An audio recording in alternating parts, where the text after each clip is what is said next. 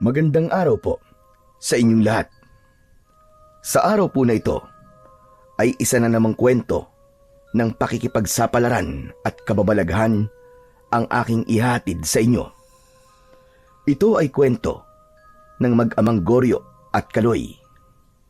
Pagtatanim ng bawang at sibuyas ang kanilang pinagkakakitaan at sila na rin ang nagbebenta. Inilalako nila ito sa ibang baryo.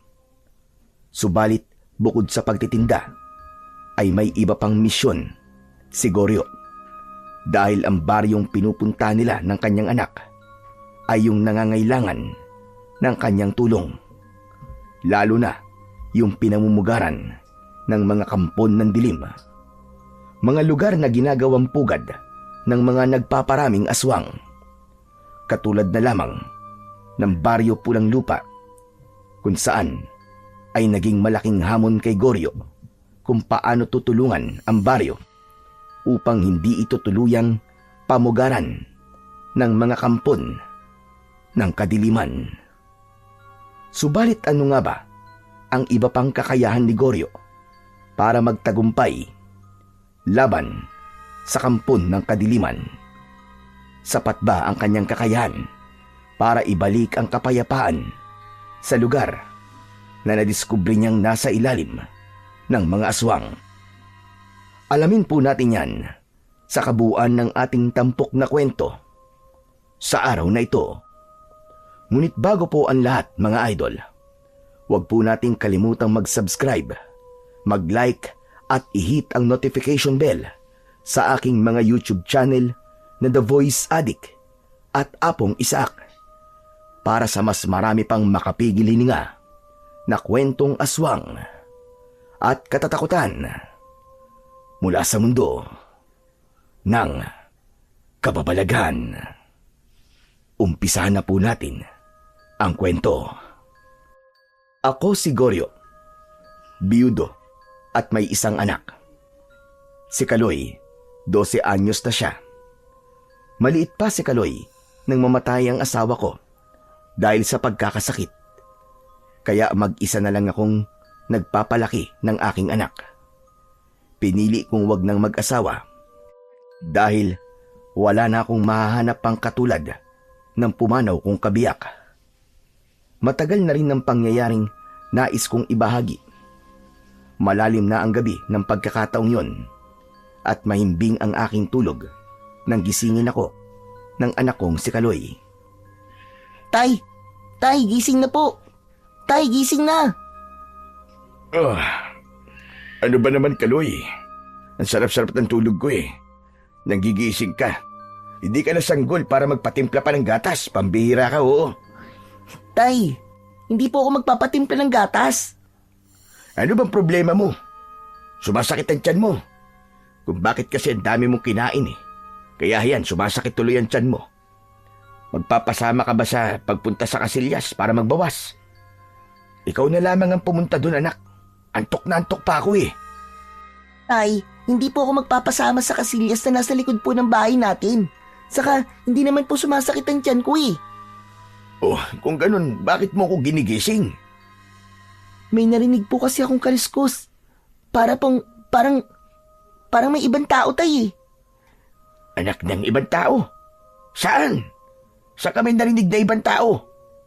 Doon po sa Kamalig na pinaglagyan po natin ng mga inani nating sibuyas at bawang. Dahil sa sinabing yon ng anak ko, ay biglang nawala ang nararamdaman kong antok. Kaya agad akong tumayo at agad na hinagilap ang nakasabit na itak na nasa dingding ng bahay. Mga lokong yun ah. Mukhang susubain pa ang ani natin. Kaya ako nga po kay ginising eh. Kasi baka bukas pagtingin natin, wala na yung mga sibuyas at bawang. Sayang ang lahat ng yun, tay. Hindi pwede sa akin yun. Tatagpasin ko talaga ang mga ulo nila. Kahit sino pa sila. Nagmamadali kaming lumabas ng bahay at nagtungo sa Kamalig na siyang pinaglalagyan namin ng inani naming sibuyas at bawang.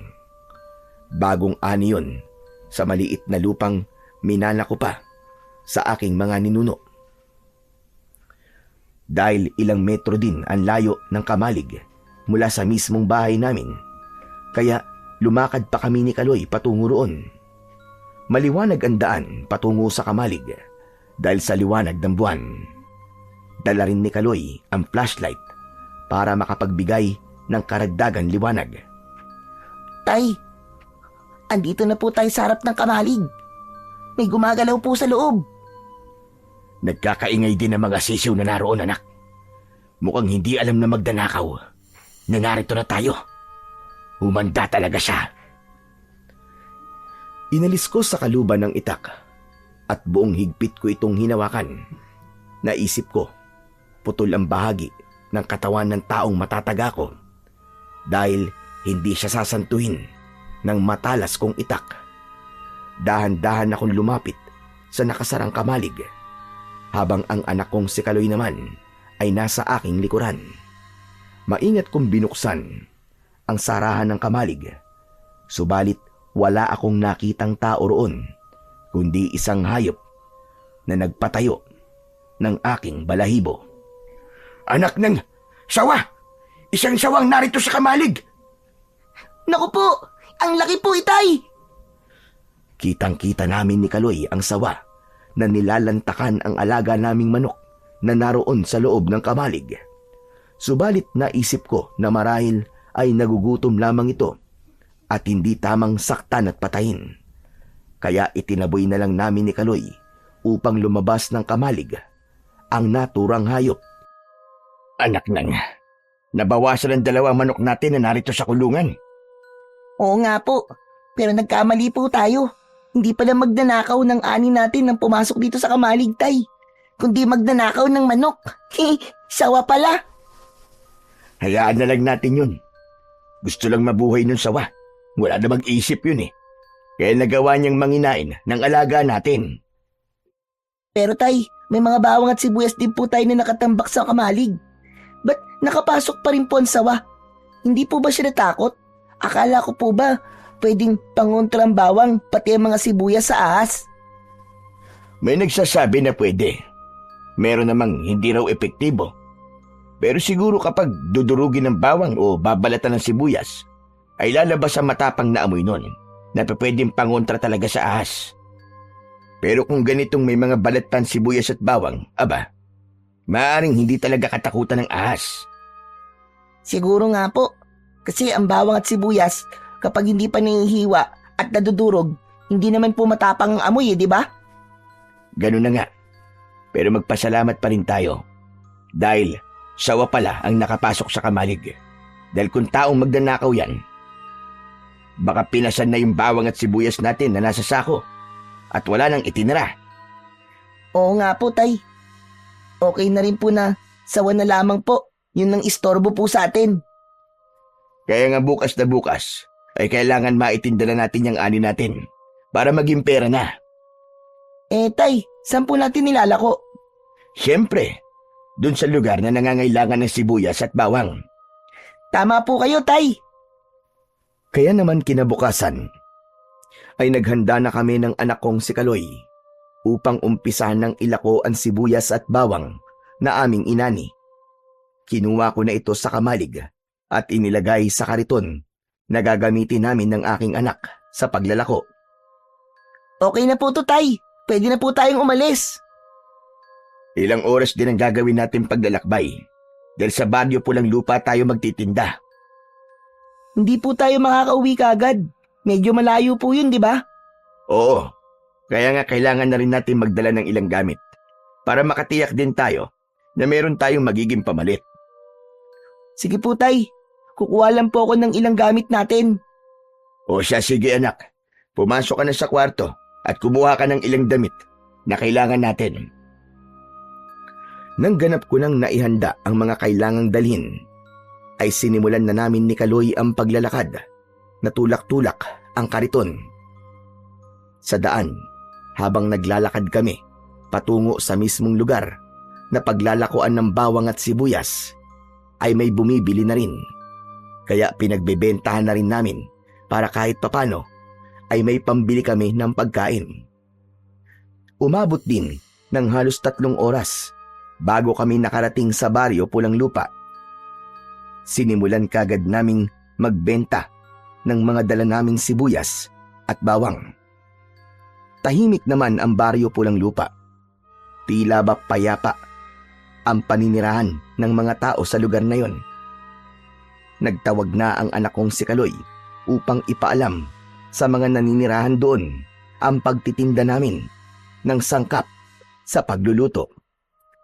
Sibuyas! Bawang! Bili na po kayo! Bagong ani po ito at mura lamang. Bili na po kayo! Sibuyas! Bawang! Patuloy sa kanyang pagtatawag ang anak ko habang tulak-tulak namin ang aming kariton. May mga lumalabas ng bahay at napapasilip sa amin. Yan anak, narinig na nila ang pagsigaw mo. Oo nga po, tay. Kaya lamang, hanggang tingin lang sila eh. Parang ayaw po nilang bumili. Baka naman meron pa silang stock. Ituloy lamang po natin ang pagtitinda, tay. Tsak, may iba po dyan bibili. Tama ka anak, basta kailangan nating maikot itong buong baryo Pulang Lupa para maipaalam natin na may itinitinda tayong sibuyas at bawang. Panigurado naman, may bibilit bibili nito. Nagpatuloy kami sa paglalako kahit wala pang lumalapit sa amin para bumili. Hanggang may lalaki akong napansin na kanina pang nakatingin. Naisip ko na baka interesado siya sa aming itinitinda. Doon tayo anak, kanina pa tayo tinitignan ng lalaking yun eh. Napansin ko nga rin po, tay eh. Lumapit tayo sa kanya para makita niya ang tinda natin. Sana po, tay, bumili siya. Wala pa kasing bumibili sa atin mula nang dumating tayo dito sa baryong to. Wala pang buena mano. Manong, bibili ho ba kayo? Ano ba yung tinda nyo? Sinigaw ko na po kanina, manong. Bawang at sibuyas po. Abay, pasensya na. Hindi ko gaanong narinig. Ganun po ba? Ito po, tignan nyo na lang po. Pumili na lang po kayo. Ilang kilo po ba ng sibuyas at bawang ang bibili nyo? Bakit? Sinabi ko ba na bibili ako? Pero, manong, Wala akong sinabi bibili ako. Kayo lumapit sa akin dito para ialak yung tinda nyo. Nako, pasensya na ho. Sige ho, tutuloy na po kami. ay nako. Akala ko pa naman bibili na. Fake news lang pala. Itinulak na namin ni Kaloy ang kariton papalayo sa lalaking aming nilapitan. Subalit ilang metro na kaming nakakalayo nang tawagin kami bigla ng lalaki. Teka, sandali lang! Uy, nagbago yata ang isip ni Manong, tay. Oo nga. Teka lang, lapitan natin uli. Bibili ka na ba, amang? Hindi pa rin. May gusto lang ako sabihin. Kaya ako kayo tinawag. Abe, tungkol naman ho saan? Sa itinitinda nyo. Bakit to? Ano bang problema sa tinitinda namin? Mabuti pa. Sa ibang lugar na lang kayo magtinda niyan. Ho? Teka, bakit po, Manong? May problema ho ba sa pagtitinda namin ng sibuyas at bawang dito sa baryo ninyo? Hindi namin niya kailangan dito. Ho? Imposible naman po yun. Ginagamit po ang sibuyas at bawang sa pagluluto. Pampalasa po ito ng pagkain. Tapos sasabihin mo na hindi nyo ito kailangan. Bakit ba mas marunong ka pa sa amin? Hindi po magiging masarap ang luto nyo, Manong, kapag hindi nyo po inaluan ng sibuyas at bawang. Saray na kami. Kaya kung gusto nyong maipaubos sa mga tinda nyo, mas mabuting sa ibang lugar na lang kayo pumunta. Pero hindi mo kami maaaring pagbawalan sa pagtitinda namin. Sa katiyak, may ibang tao na taga rito na gumagamit pa rin ng sibuyas at bawang sa pagluluto. Nagsasayang lang kayo ng oras. Magpapagod lang kayo. Okay lang po, itutuloy pa rin po namin ni tatay ang pagtitinda. Matitigas talaga ang ulo nyo, ano? Pero sir, hindi nyo kami maaaring pagbawalan. Walang masama sa pagtitindang ginagawa namin ng anak ko. Hindi naman ito labag sa batas at lalong hindi bawal magtinda nito. Masama ang tingin sa akin ng lalaking nagbabawal sa amin. Sa halip na makipagtalo pa ako sa kanya, ay iniwanan na lang namin ang lalaki at nagpatuloy na kami sa pag-iikot sa baryo habang tulak-tulak pa rin ang aming kariton. Hindi ko maintindihan kung bakit kami pinagbabawalan ng lalaking yon hanggang sa may babaeng lumapit sa amin na tila interesado sa aming inilalako. Manang, bili na ho kayo. Bagong ani po yan. Oo nga po, may dagdag po kapag bumili po kayo ng sibuyas at bawang. Talaga ba? May dagdag? Oo naman po, basta bibili po kayo. Oo naman. Kaya nga ako lumapit sa inyo dahil bibili ako yan. Matagal na rin akong nag-aabang na mga nagtitinda rito. Kaya lamang madalas puro gulay ang kanilang inilalako. Wala man lang sibuyas at bawang. Kung ganun po, timing na timing po pala ang pagpunta namin dito. Dahil yun lang po ang dala namin.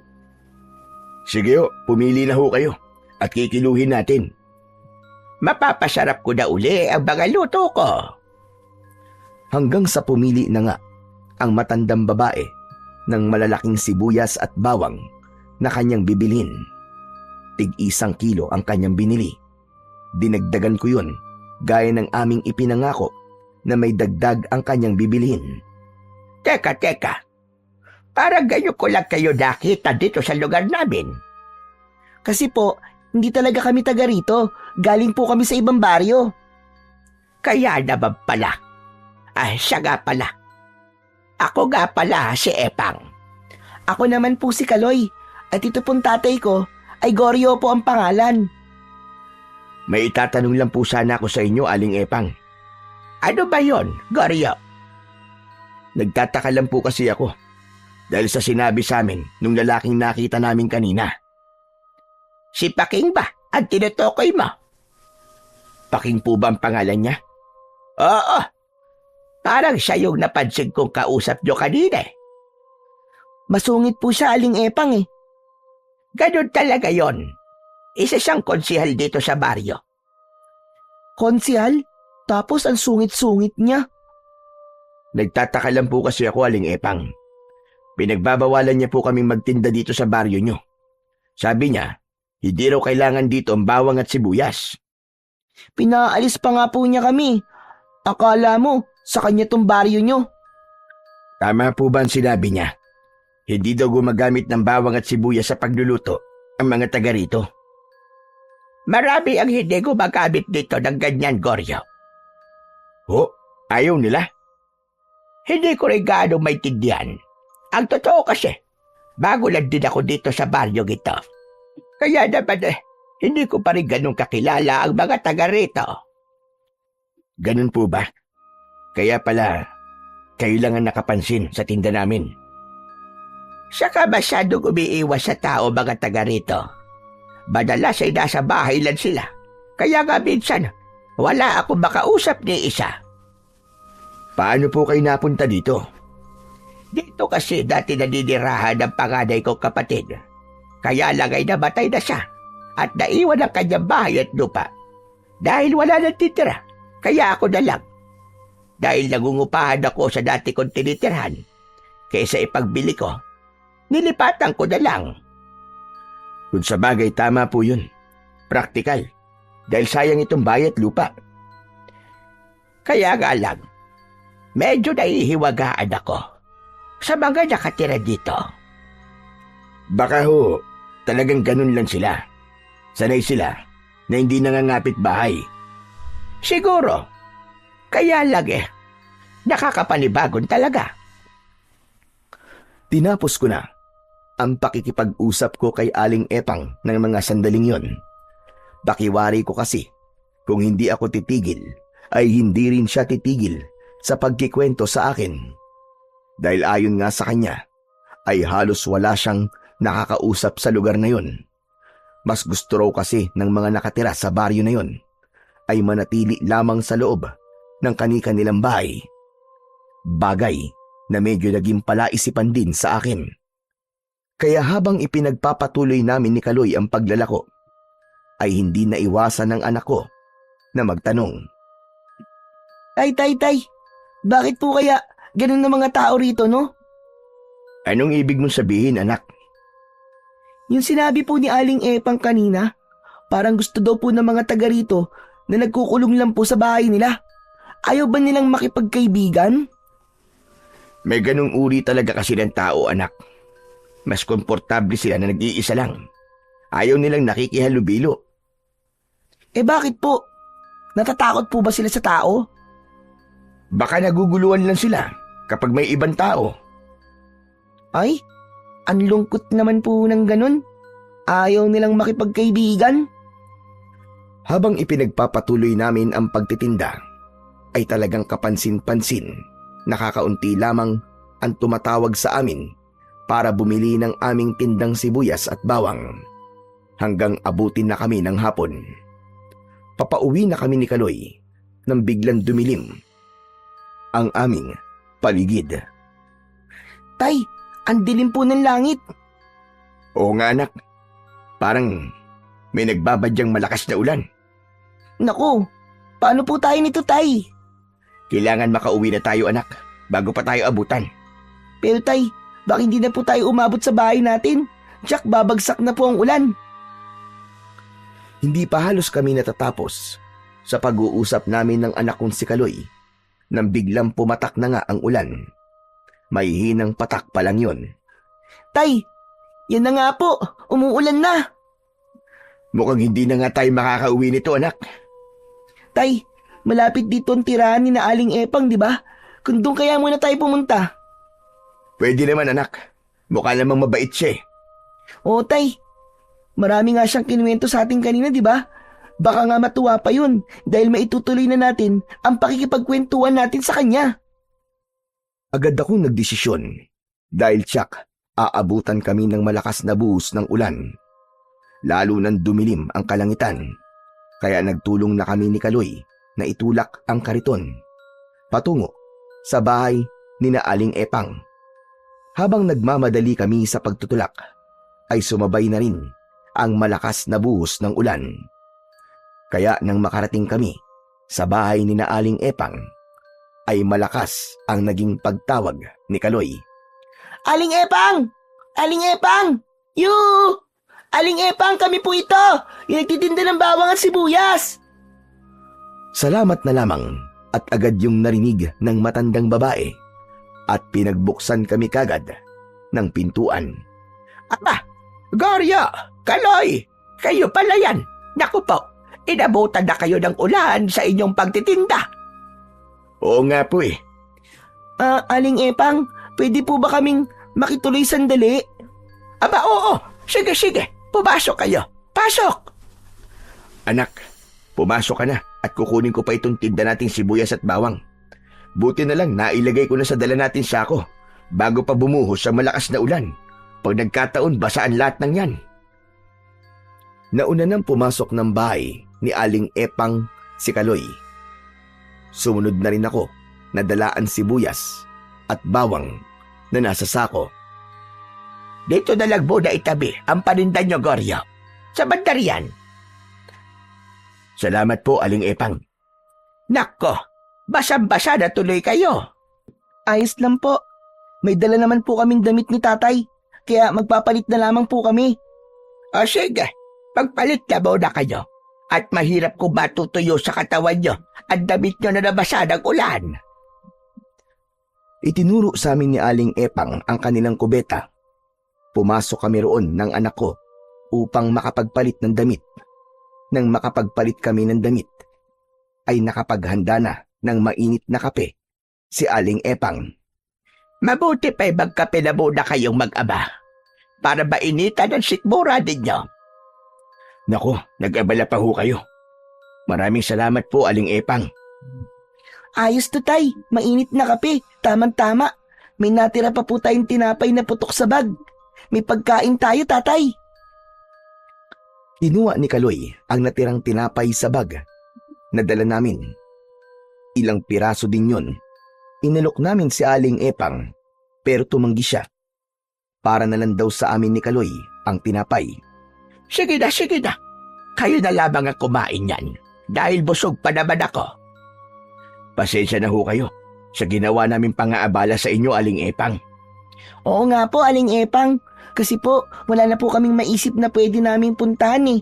Ito lang pong bahay nyo. Doon sana kami pupunta sa barangay, kaya lang po malayo.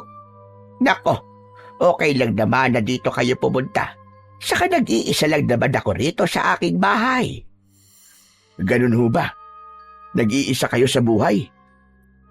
Ilang taon na rin mula nang pumanaw ang asawa ko. Dahil pinatay siya. Kawawa naman po pala siya. Sino hong pumatay sa kanya, Aling Epang? Pinatay ng aswang na bangkilan. Naku po, totoo po ba yun? Aswang po ang pumatay sa kanya? Oo, Kaloy. Isang babaeng aswang na kung tawagin ay aswang bangkilan. Nagkunwari na isang babaeng naliligaw. Pero nang tulungan ni Romeo, ay bigla siyang inatake. Pumulupot sa katawan niya ang mahaba at gumagala na buhok ng aswang bangkilan. Pero Aling Epang, paano niyo po nalaman na aswang bangkilan ang pumatay sa asawa niyo? May nakakita sa kanya. Yun nga lang, hindi nagawan tulungan si Romeo dahil natakot din. Kaya nagtago na lamang. Ano nangyari po sa aswang na pumatay po sa asawa niyo? Bigla na lamang nawala. Kaya nga, hindi na rin nabigyan ng katarungan ng sinapit ng asawa ko sa kamay ng bangkilan na yon. Kaya nga, kapag nakakita talaga ako ng aswang bangkilan, kahit na ano pang mangyari, haharapin ko siya. Ipaghihiganti ko ang namatay kong asawa. Matindi ang galit niyo sa kanya.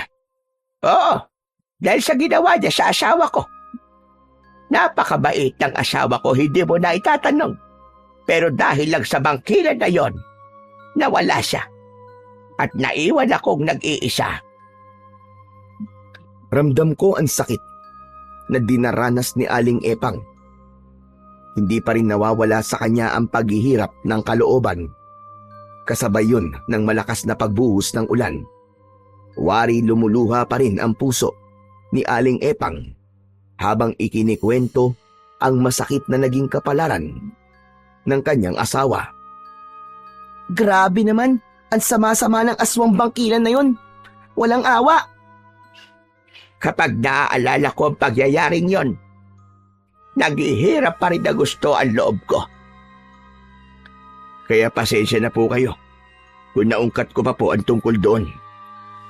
Wala yon, Goryo. Pilit ko na rin tinanggap ang nangyaring yon.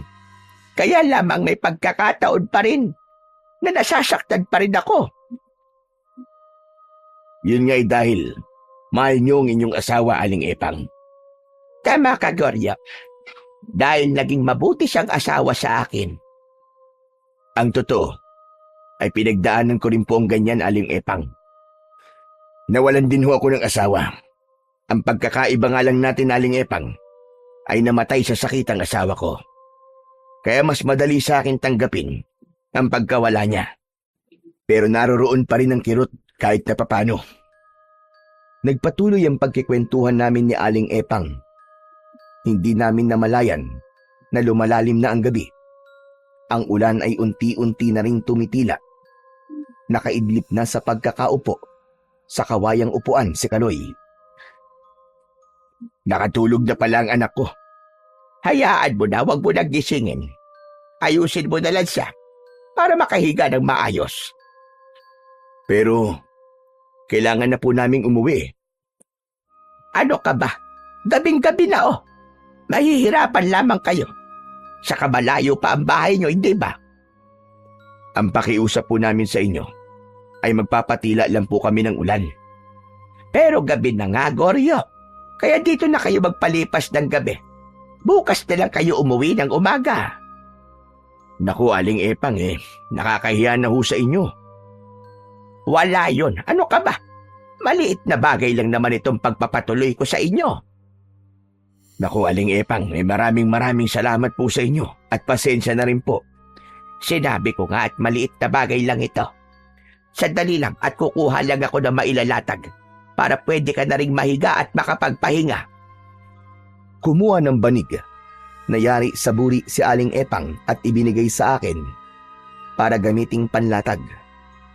Sinamahan na rin niya ng 2 unan.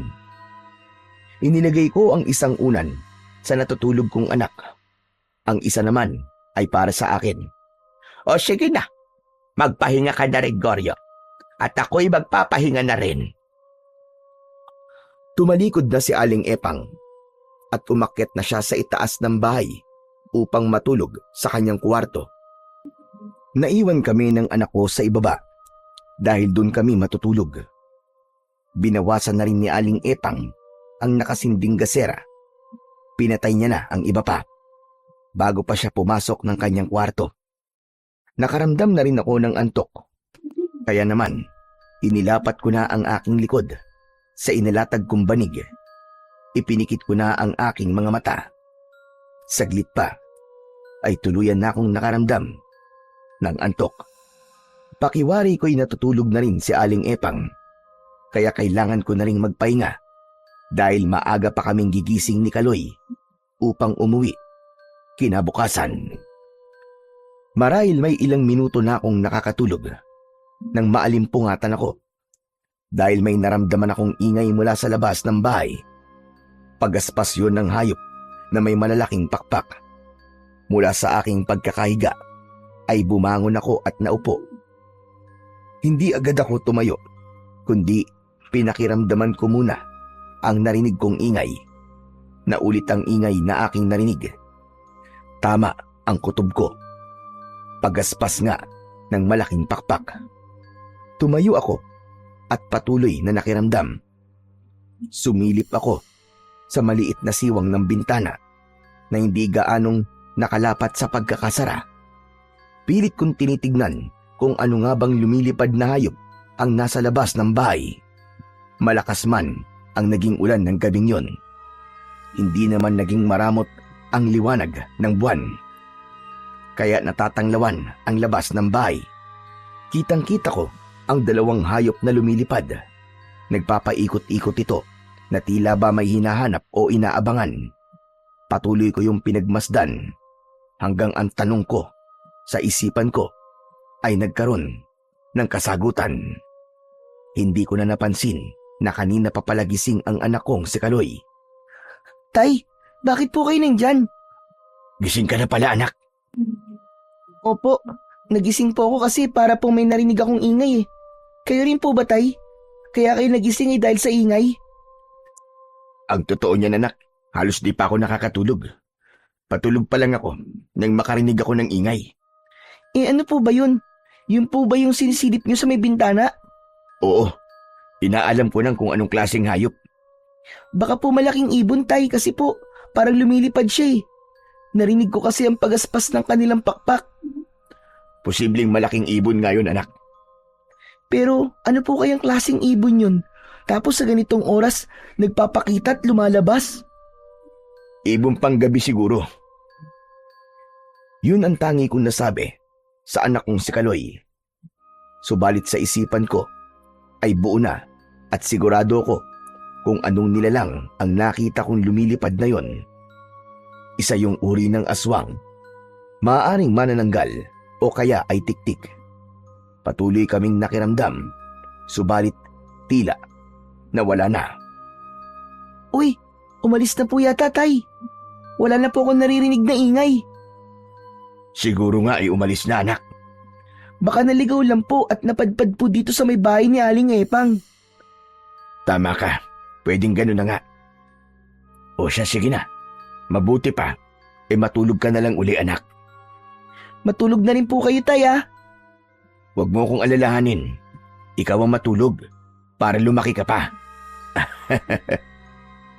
Hindi talaga ako dalawin ng antok pagkatapos ng mga pangyayaring yon na may naramdaman kami ni Kaloy. Maaaring hindi lang 1 o 2 ang aswang na yon. Posibleng higit pa. Napaisip tuloy ako kung alam kaya ni Aling Epang ang tungkol sa mga nilalang na yon. Bakit wala man lang siyang nabanggit sa akin kanina? Bukas pagising niya, aalamin ko ang tungkol sa bagay na yon. Nagising ako kinabukasan sa amoy ng ginisang bawang. Iba ang dating sa akin ng amoy na yon. Bigla akong nagutom at natakam Masarap ang ginisang bawang sa sinangag. Napatingin ako sa anak ko. Tulog na tulog pa si Kaloy. Bumangon na ako at nakita ko si Aling Epang na nagluluto na sa kusina. Lumapit ako sa kanya. Gising ka na pala, Goryo. Ang aga niyo naman pong gumising, Aling Epang. Abay, sanay na ako. Kapag maaga kasing gumising, mas marami akong pwedeng gawin. Kung sa bagay tama ho kayo. Nagising po ako dahil sa niluluto po niyo eh. Amoy na amoy ko po yung ginisang bawang. Ang bango. Abay, nakakagutom mo. Kaya nga, ngayon lang uli mahahaluan ng bawang ang niluluto kong sinangag. Sabi ko nga sa'yo, mula nang tumira ko dito ay hindi na ako nakakagamit ng bawang at sibuyas sa mga niluluto ko. Dahil nga wala akong mabili sa lugar na ito. Kaya nga maigi na lamang at naligaw kayo dito sa baryo Pulanlupa. Kaya nakabili ako ng bawang. Magkakalasa na ang niluluto ko. Aba, malapit na maluto tong sinangag. Pwede na tayo kumain. Aling Epang, meron po sana akong gustong itanong sa inyo. Ano yon, Goryo? Meron po ba kayong naramdaman kagabi? Aba, bakit? Ano bang nangyari? May narinig po kasi kaming ingay ng anak ko eh. Ay nako, pasensya ka na, Goryo. Malalim kasi ako matulog, kaya wala man lang akong naramdaman na kahit na ano. Tuloy-tuloy ang tulog ko. Nang magising ako ay umaga na, kaya heto, nagluto na ako. Ay, ganun ho ba? Bakit? Ano bang naramdaman nyo kagabi ng anak mo? Mangyaring may narinig ho kasi kami sa labas. May kung anong lumilipad po eh. Ang totoo, minsan nakakarinig ako ng ganyang mga kung anong lumilipad sa labas. Pero naisip ko na baka ibon lang yon. Sabi nga ng mga taga rito, ay may malaking ibon na minsan ay nagagawi dito sa baryo Pulanlupa. Ano raw po bang malaking ibong yon? Abay, hindi ko alam. Saka hindi naman ako interesadong malaman. Sabi naman nila, wag ko na lang daw pansinin. Kasi napapadaan lang naman daw yon. Siya namang ginagawa ko. Kaya, pag may naririnig ako, abay, binabaliwala ko na lang. Hindi ko na pinapansin. Ganun ho ba? Oh, heto, luto na ang sinangag. Di ba ang sarap ng amoy dahil sa hinalo kong ginisang bawang? Oo nga po, nakakagutom talaga. Buti pa'y gisingin mo na si Kaloy para makakain muna bago man lang kayo bumalik sa inyo. Sige ho, para sabay-sabay na po tayong kumain. Heto, nagprito na rin ako ng itlog at tuyo. Mainam na kapares sa sinangag. Ginising ko na muna ang anak kong si Kaloy para sabay-sabay na kaming kumain. Kailangan na rin naming maghanda para umuwi. Baka nakakaabala na rin kami kay Aling Epang. Hindi naman ako nahirapang gisingin si Kaloy. Napangiti pa nga siya nang sabihin kong kakain kami dahil nagluto ng masarap na almusal si Aling Epang. Lalong lumaki ang pagkakangiti ng anak ko nang makita ang nakahanda sa mesa. Ayan, ipinagluto pa tayo ng masarap na almusal ni Aling Epang, anak. Naku, salamat po, Aling Epang. Ang bait-bait niyo po talaga. Nako, ikaw talaga bata ka. Masyado ka bolero. Maliit na bagay lang naman yung ginawa ko na paghahanda ng almusal. Mga bisita ko kayo, natural, na kayo ay aking asikasuhin. Alam niyo ho kasi, Aling Epang, paborito po ni Kaloy ang sinangag. Opo, Aling Epang, lalo na po kapag maraming tustang bawang. Abay, tamang-tama pala, dahil sadyang dinamihan ko ang bawang na inihalo ko dyan. Kasalukuyan kaming kumakain nang may maulinagan kaming tila nagkakaingay at nag-uusap sa labas ng bahay. Aling Epang, parang may mga bisita po yata kayo. Oo nga po, parang may mga tao po sa labas. Wala naman akong inaasahang bisita ngayon. Isa pa, sa ganitong kaaga. Tumayo si Aling Epang at itinigil muna ang pagkain. Sige, ituloy niyo muna ang pagkain niyo at titignan ko labang kung sino yung mga yon. Sandali lang ako. Tumuloy ang matandang babae sa pinto ng kanyang bahay. at bahagya yung binuksan. Ganun na lamang ang pagtataka niya. Maging ako'y napakunot ng noo at nagtaka rin sa aking nakita na naroon sa labas ng bahay. May mga taong naroon, tila mga kapitbahay ni Aling Epang. Nakatingin sila sa matandang babae na nasa may pintuan. Masama ang tingin ng mga ito, bagay na ipinagtaka naman ni Aling Epang. Kaya inusisa niya ang ilang kapitbahay na naroroon. Bakit ba? Ano bang problema niyo? Sa kansama niyo yatang makatingin. Kaya aga-aga eh. Walang narinig na sagot si Aling Epang. Nakatitig lang sa kanya ang mga ito. Masama pa rin ang pagkakatingin sa matandang babae. Nang hindi pa rin sumasagot ang mga ito, ay isinara na lamang nito ang pinto at bumalik na sa harap ng mesa. Napapailing na lamang si Aling Epang. Bakit po kaya sila naroon sa labas at nakatingin lang po sa bahay niyo? Aba, ewan ko ba sa mga yon? Nagmumukha silang baliw sa ginagawa nila. Baka po nagugutom sila at gusto rin pong makikain. Tinatanong ko nga kung ano problema at kung may kailangan sa akin. Abay, hindi naman nagsasalita. Bahala nga sila kung ayaw nila magsalita. Problema na nila yon. Ipinagpatuloy na lamang ni Aling Epang ang pagkain. Ngunit sa bahagi ng utak ko ay hindi ko maiwasang mag-isip ng dahilan. Subalit sa isipan ko lamang yon, hindi ko pa kayang ipaalam kay Aling Epang. Sa palagay ko ay ang paggamit ni Aling Epang ng bawang sa kanyang nilulutong sinangag ang dahilan ng pagpunta ng mga taong yon. Posibleng naamoy nila ang halimuyak ng ginisang bawang na sangkap ni Aling Epang sa kanyang niluluto. Hindi nila nagustuhan ang amoy ng bawang, lalo na't ayon na rin sa matandang babae na maraming ulit nang sinabi sa kanya na hindi gumagamit ng bawang at mga sibuyas sa pagluluto ang mga naninirahan doon. Kaya nga isang bagay lamang ang naisip ko.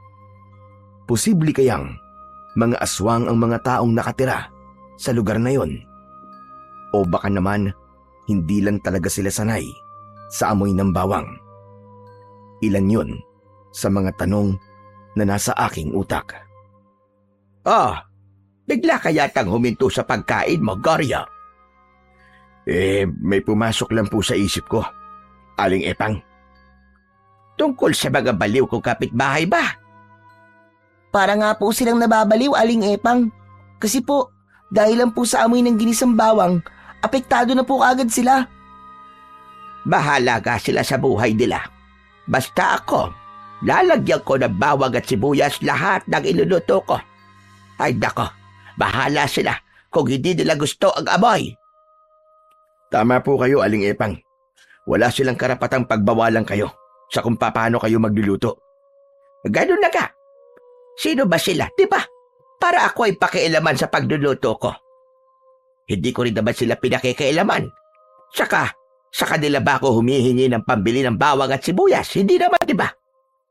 May kanya-kanya kaming buhay. Walang pakialamanan.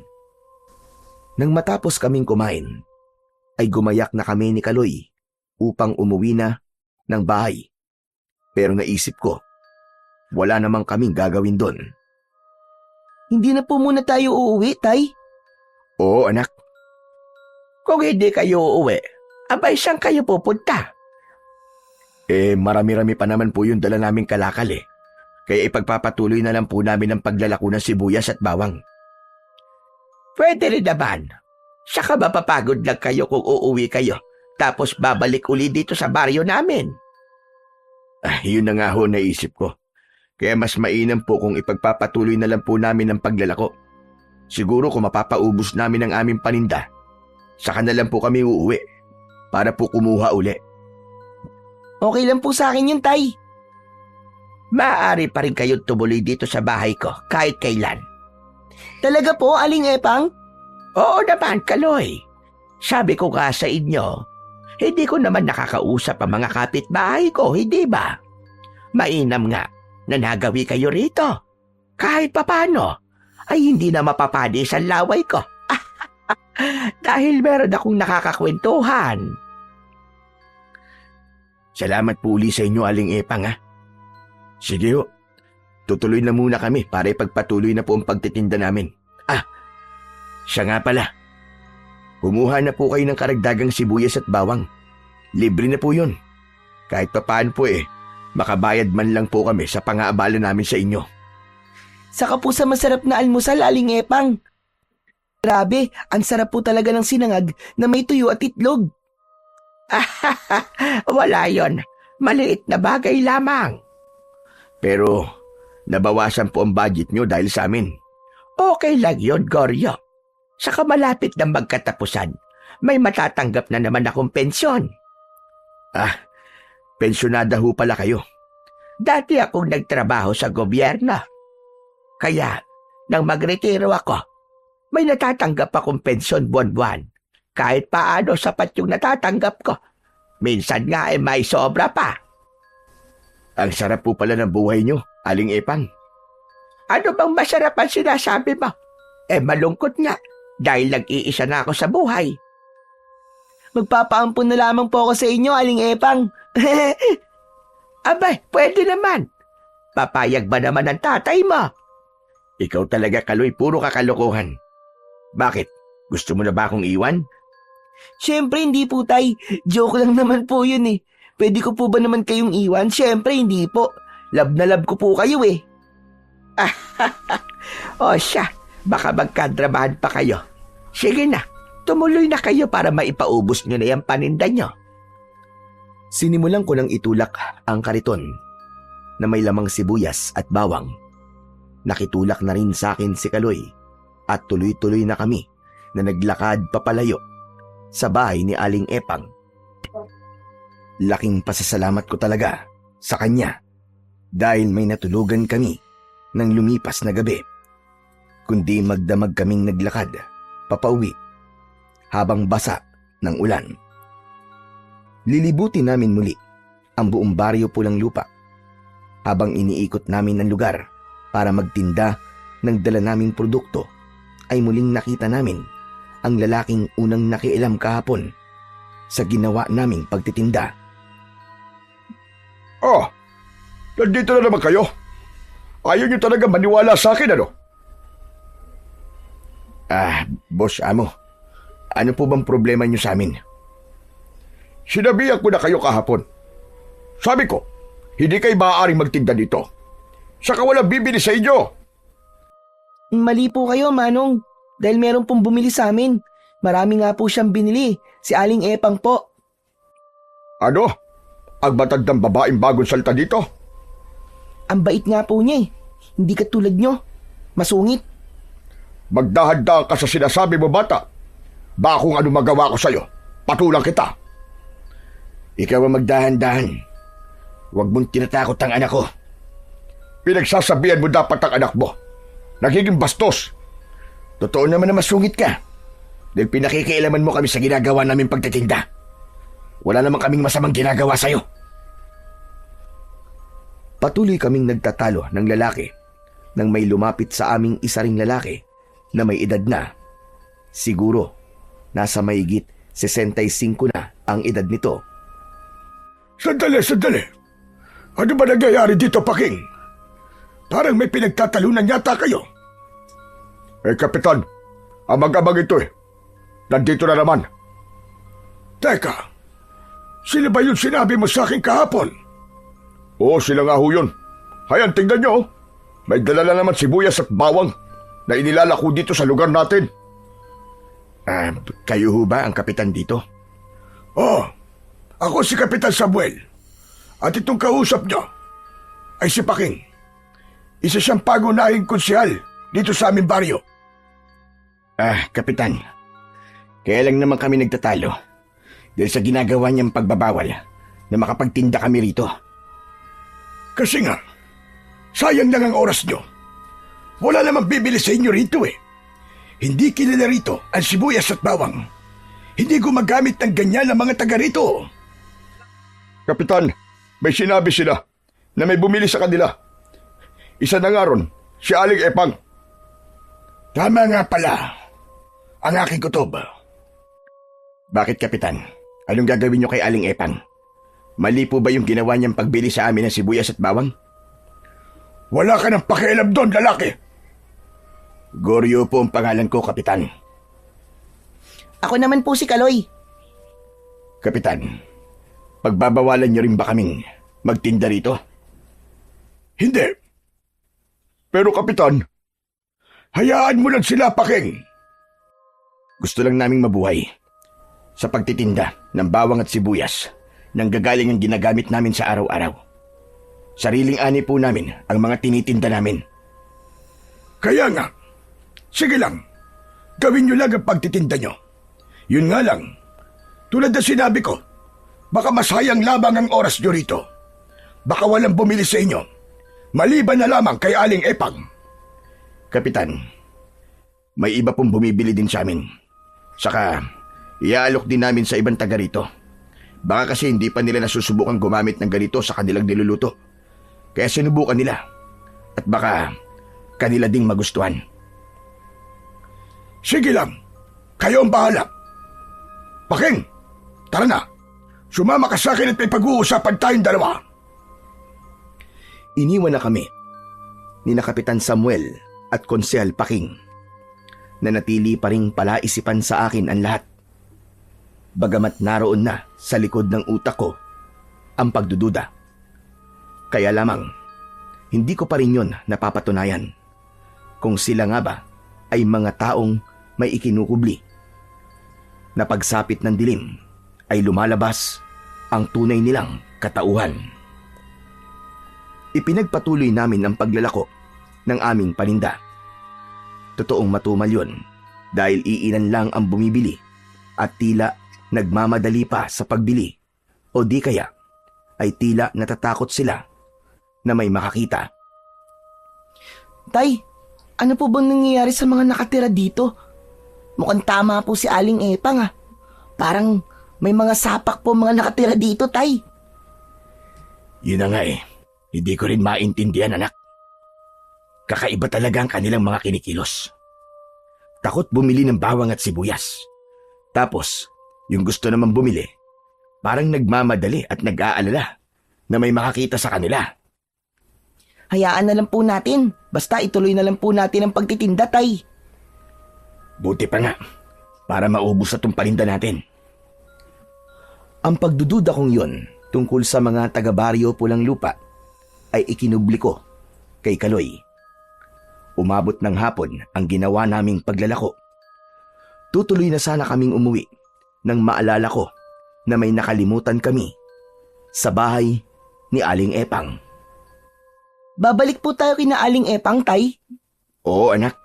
Yung basang damit na inubad dating kagabi. Isinampay ko yun sa may kusina ni na Aling Epang. Nakalimutan kong kunin. Nakakahiya. Naku, oo nga po pala, Tay. Sige po, bumalik po tayo kina Aling Epang. Mabuti pa nga para makapagpaalam na rin tayo sa kanya bago tayo umuwi. Sinimulan nang itulak ni Kaloy ang kariton pabalik sa bahay ni Aling Epang. Ilang minuto rin ang ginawa naming paglalakad hanggang makabalik kami roon. Nang makarating kami, bukas ang bahay. Ibig sabihin, naroon sa loob ang matandang babae. Tuloy-tuloy akong pumasok. Naiwan sa labas si Kaloy. Ako na lang ang pumasok sa loob para kunin ang naiwang damit.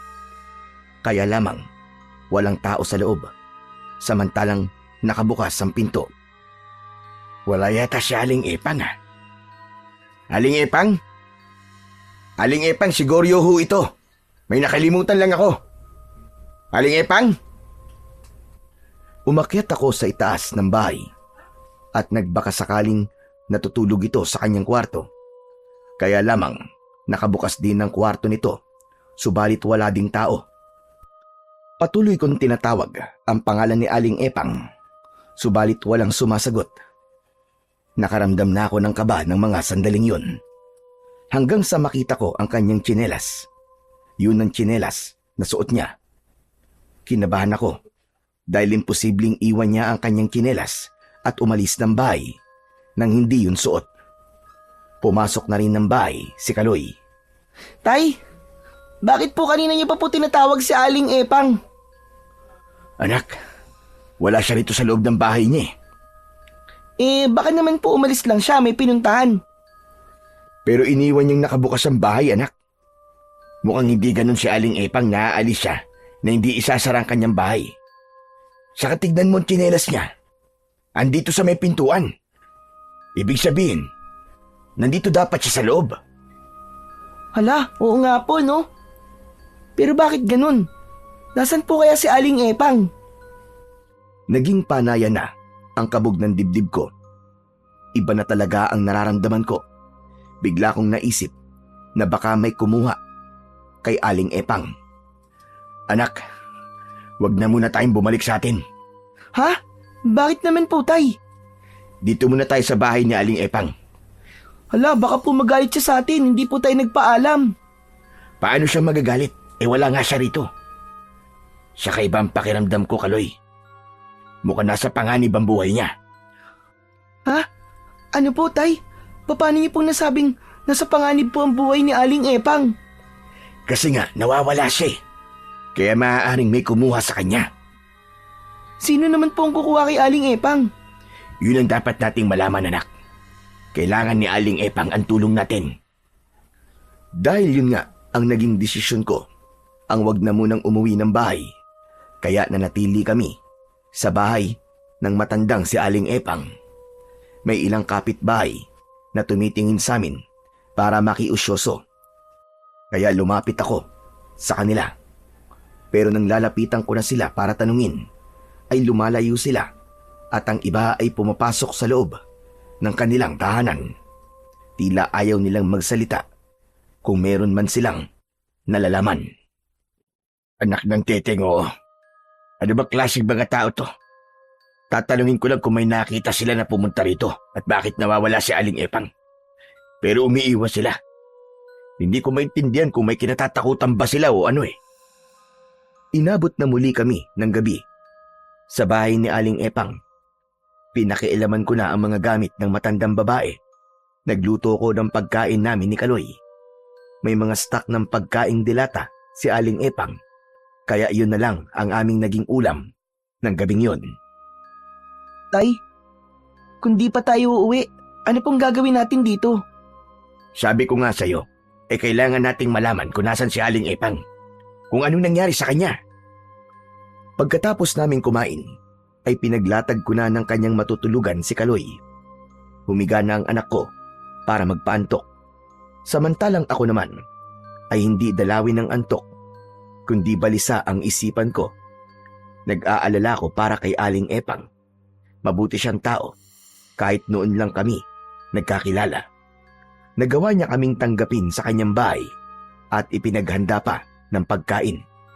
Kaya bilang ganti sa kanyang ipinakitang kabaitan, hindi ko rin siya maaaring pabayaan. Lalo na sa pagkakataong yun, naramdam kong nasa panganib siya. Habang balisa at nababahala kay Aling Epang, ay bigla kong naalala ang sinabi ni Kapitan Samuel sa kanyang konsehal. Bigla silang umalis at sinabi ng kapitan na meron daw silang kailangang puntahan. Kaya isang bagay ang biglang pumasok sa isip ko. Anak nang, hindi kaya may kinalaman sina Kapitan Samuel at Paking sa pagkawala ni Aling Epang? Yun ang paulit-ulit na nagsumiksik sa isip ko. Maaaring may kinalaman ang dalawang yun. Bakit nawawala si Aling Epang? Napatingin ako sa aking anak na mahimbing nang natutulog. Sasamantalain ko ang pagkakataong yun na natutulog si Kaloy para sa aking pinaplano. Kinuha ko ang bag na dala namin ni Kaloy. Sa loob ng bag ay may isang itim na supot na yari sa tela. Kinuha ko yun at binuksan. Doon nakalagay ang isang maliit na bote na may lamang maywagang pulbos. Maaari kong gamitin yon para magkaroon ako ng magagamit na sandata laban sa mga uri ng aswang. Andun din ang isang kutsilyo na yari sa pilak na pwedeng pumatay ng iba't ibang uri ng halimaw at kampon ng kadiliman.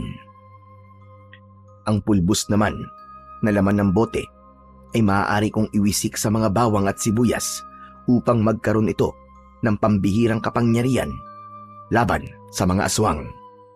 Bigay sa akin ng kakaibang pulbos ng naging kaibigan kong engkantado na natulungan ko sa gubat. Siya rin ang nagturo sa akin ng tamang pagtatanim ng bawang at sibuyas upang matiyak na sagana ang aking aanihin. Ayon sa mga kwento, ay minsan lamang sa loob ng 20 taon kung magpakita ang engkantadong si Kakawate. May nagsasabing may mga pagkakataon daw na nagpapakita ito sa pamamagitan ng isang kulay puting hayop sa kagubatan. Subalit nang magpakita siya sa akin, ay nasa anyo siya ng isang tao. Maputi ang kanyang suot at ang kanyang kumikislap na buhok na tila ginto. Matagal-tagal na rin ang panahong yun na nakalipas mula nang makita ko si Kakawate at bigyan niya ako ng makapangyarihang pulbos na nasa loob ng isang maliit na bote. Minsan ko na ring nagamit ang taglay na bisa nito. Ang totoo ay hindi lang ang pagtitinda ng mga inani naming sibuyas at bawang ang tunay na dahilan ng pagtungo namin ni Kaloy sa baryo Pulang Lupa, kundi dahil nakarating din sa kaalaman ko na may kakaibang nilalang ang naroon at ginagawang pugad ang baryo. Hindi nga ako nagkamali dahil natiyak ko ang pagiging kakaiba ng mga taga-baryo Pulang Lupa. Takot sila sa bawang at sibuyas. Sa una ay baka nagkakamali lang ako ng hinala. Ngunit sa pagmamanman namin ni Kaloy ay natiyak kong mga kampon nga ng dilim ang marami na naninirahan doon. Subalit meron pa ring hindi nila kalahi, katulad na lamang ni Aling Epang.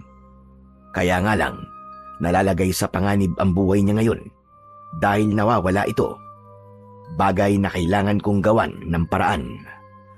Dapat kong malaman kung nasaan si Aling Epang at sinong kumuha sa kanya. Bagamat may hinala na ako kung sinong posibleng kumuha sa kanya, yun ang dapat kong matiyak. Iniwan ko ang natutulog kong anak sa bahay ni Aling Epang. Hindi ko na kailangang isama pa si Kaloy. Ikinabit ko na rin sa aking bewang ang patalim na pilak. Handa na ako para hanapin si Aling Epang. Lumabas na ako ng bahay. Inihanda ko ang sarili ko dahil anuman sandali ay posibleng may umatake sa akin. Tahimik ang gabi. Ang liwanag mula sa buwan ay hindi sapat upang ganap kong makita ang aking mga daraanan. Iisa ang lugar na sinasabi ng isip ko kung saan ako pupunta. Sa barangay hall, doon ako pupunta. Magbabaka sakali akong naroon si Aling Epang at doon siya dinala ni Kapitan Samuel na siyang aking pinaghihinalaan. Wala pa rin akong nararamdaman at nakikitang anumang hadlang sa aking dinaraanan, bagay na ipinagtaka ko. Maya-maya pa, umalulong ang mga aso. Kapag may ganung kakaibang ingay ang mga aso, ay may nakikita itong kakatwa o hindi pangkaraniwan. Kaya naghanda ako. Ano man pwedeng mangyari sa gabing yon, ay hinding-hindi ako aatras. Ipinagpatuloy ko ang aking paglalakad. Hanggang sa bandang dulo ng aking daraanan, ay may natanaw akong nakaharang sa aking daan. May kadiliman, kaya hindi ko masyadong mawari kung ano ang mga nakaharang na yon. Ipinagpatuloy ko ang paglalakad at ganoon na lamang ang aking pagkabigla nang makita ko na ang mga tao na nakaharang sa daraanan ko. Halos magkakadikit sila at magkakatabi. Madilim ang kanilang mga muka, namumula ang kanilang mga mata at matatalim ang tingin nila sa akin. Kaya isang bagay lamang ang agad na pumasok sa isip ko. Hindi ako maaaring magkamali. Sila na ang mga aswang sa lugar na yon. Huminto ako dahil walang madaraanan. Nakaharang ang mga kakatuwang nilalang. Nanatili rin silang walang kibo. Sa palagay ko, nakikiramdam din sila kagaya ko. Habang pinakikiramdaman ko ang mga nilalang na ang layo ay nasa 10 metro, inihanda ko na ang sarili ko. Hinawakan ko ang patalim na pilak. Kumuha na rin ako ng ilang piraso ng bawang at sibuyas sa aking belt bag at inilagay ko yun sa loob ng aking suot na pantalon. Halos sabay-sabay na sumigaw ang mga nilalang na nakaharang sa aking daraanan. Mahirap ipaliwanag ang kanilang sigaw dahil iba-iba yun, kaya lalong nakakarindi at masakit sa tenga. Kasabay ng kanilang mga sigaw ay ang pagbabago ng kanilang mga anyo. Iba-iba ang kanilang anyo. Magkakaiba sila ng uri ng aswang. May naging anyo ng gaya ng mabangis na hayop. Merong naging malaking ibon. Ang iba ay nagkaroon ng pakpak. At merong tinubuan ng makakapal na balahibo at mga pangil. Naku po, hindi lang pala isang uri ng aswang ang mga naglulungga dito sa baryo Pulang Lupa. Iba't ibang uri ng aswang ang mga to. Anak ng diablong buang, oo. Kanya-kanyang sugod ang mga ito. Alam kong hindi ko mahaharap ng sabay-sabay ang mga ito. Nagamit lamang ang patalim na pilak. Ang kapangyarihan ng bawang na binudburan ko ng pulbos ang sagot sa mga aswang na aatake sa akin. Kaya bago pa sila makalapit, ay agad kong dinukot yon mula sa bulsa ng aking pantalon. Inihagis ko yun sa mga aswang na papalapit sa akin. Nang bumagsak sa kinaroroonan nila, ang bawang ay naglabas ito ng matapang na amoy na hindi nagustuhan ng mga aswang. Nanuot sa kanilang ilong ang amoy. Iba ang idinulot nun sa mga aswang. Nakaramdam sila ng pagkahilo na tila mga lasing.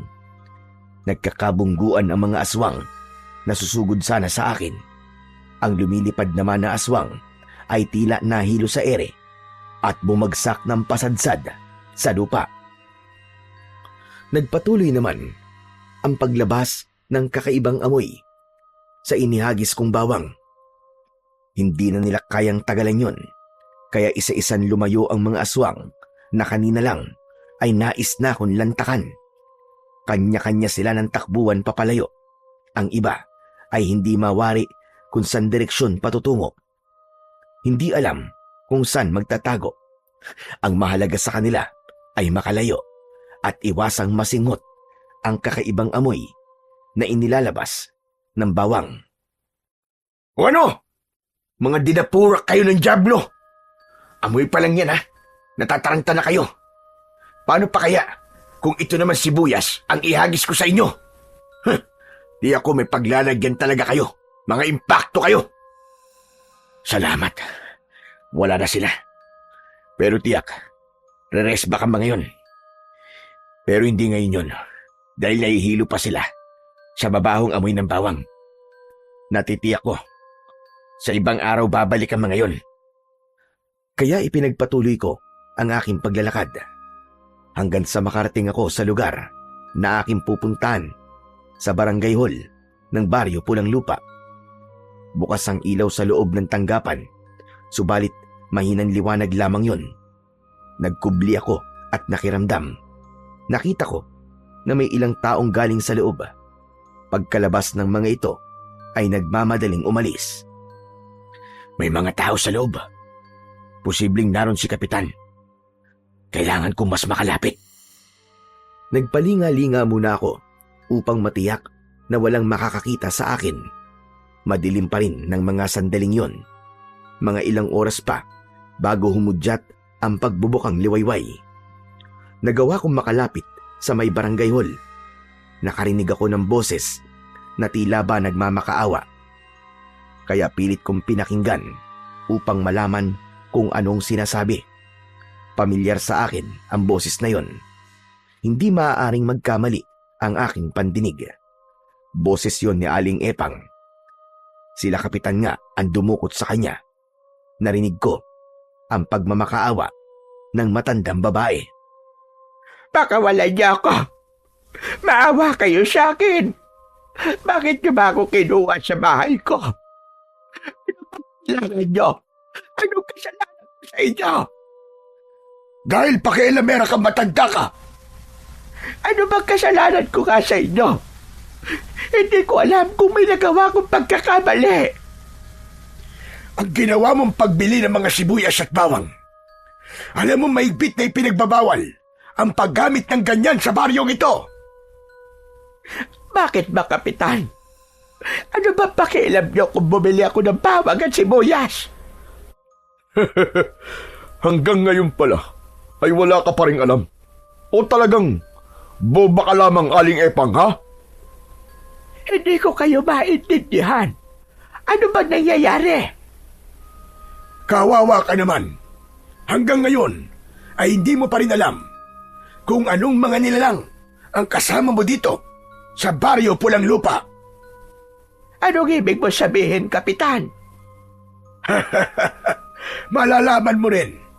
Masusurpresa ka na lang. Saka, ang ikinakagalit namin ay ang ginawa mong pagtanggap sa mag-amang tindero na pinatuloy mo pa sa bahay mo. Naawa lang ako sa kanila. Kaya tinulungan ko sila. Yun na nga eh.